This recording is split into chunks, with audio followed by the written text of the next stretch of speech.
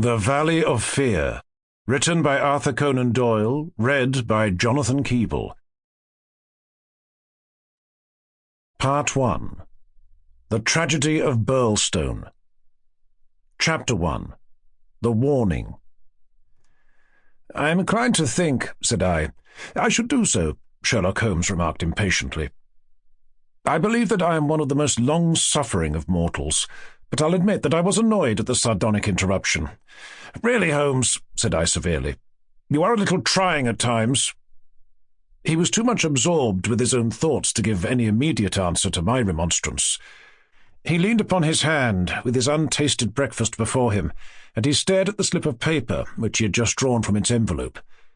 Then he took the envelope itself, held it up to the light, and very carefully studied both the exterior and the flap. "It is Porlock's writing," said he thoughtfully. "I can hardly doubt that it is Porlock's writing, though I have seen it only twice before. The Greek E, with the peculiar top flourish, is distinctive. But if it is Porlock, then it must be something of the very first importance." He was speaking to himself rather than to me, but my vexation disappeared in the interest which the words awakened. "Who, then, is Porlock?" I asked. "Porlock, Watson, is a nom de plume, a mere identification mark, but behind it lies a shifty and evasive personality. In a former letter he frankly informed me that the name was not his own, and defied me ever to trace him among the teeming millions of this great city. Porlock is important not for himself, but for the great man with whom he is in touch.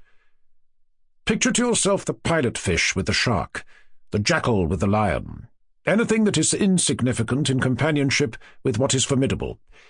Not only formidable, Watson, but sinister, in the highest degree sinister.